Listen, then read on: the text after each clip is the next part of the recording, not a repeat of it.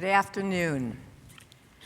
I am Randi Wolfe, the founder and executive director of Early Care and Education Pathways to Success, which we call ESEPS. I am not here to tell an inspirational story. I'm here because Susan likes the way I think and thought that the message I could share would be worth your time, so we'll see.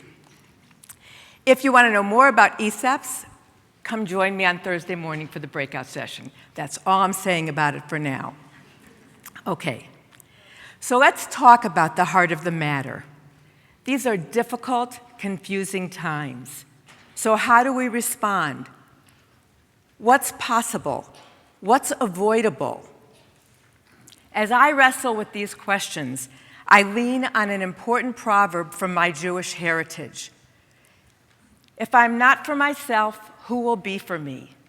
But when I am only for myself, what am I? And if not now, when? So let's break it down. If I am not for myself, who will be for me? This is the easy part, because in ECE, we know that providing leadership is crucial to our success. The history of Head Start is clear proof of that. But when I'm only for myself, what am I? Internally, in our field, we have excelled at building a community grounded in shared purpose. But to fully succeed, to change misguided attitudes and detrimental policies, we must be as effective externally as we are internally. Because lasting systemic change will require a comprehensive, committed coalition. So we need allies and advocates across systems: higher education, K-12, workforce development, labor, and government. And if not now, when? This is our call to action. We work in ECE because of its impact. We don't necessarily see ourselves as activists. Yet, fighting to ensure that every child has a chance to fulfill their potential is activism in its truest form. For decades, we operated under the radar. Our industry was so undervalued that folks just simply weren't paying attention. So we advanced really bold ideas without sparking resistance. Anti-bias curriculum, developmentally appropriate practice, books like Heather Has Two Mommies. Well, the world has changed, and ECE is no longer invisible.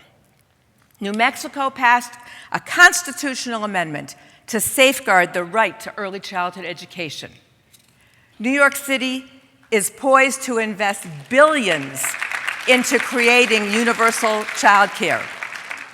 ECE is in the spotlight, and that means scrutiny, political pushback, and funding threats.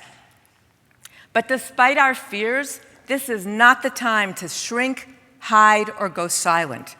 We must act with integrity, speak with precision, and forge the alliances necessary to guarantee a vibrant, sustainable industry.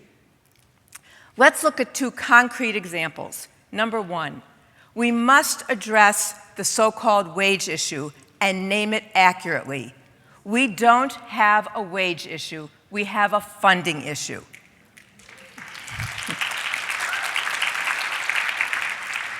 And the solution is a publicly funded ECE system like K-12, like community colleges, with compensation parity for the workforce. Number two, go ahead. Far be it from me to hold back your enthusiasm. Number two, we must not let our work be misconstrued.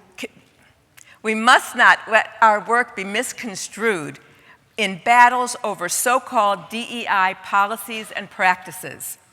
The fact is, our workforce is predominantly women of color, immigrants, multilingual educators, and non-traditional students. So our work is not about increasing diversity per se.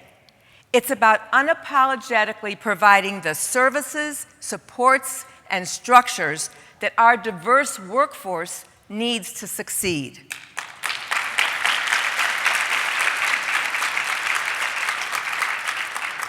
So let me close with another Jewish proverb. We are not obligated to complete the work, but neither are we free to abandon it. The challenge is daunting, the effort is unrelenting, and the work is unfinished. But remember, we are not required to cross the finish line. We just have to stay in the game, confident that progress, lasting progress, is within our grasp. Thank you.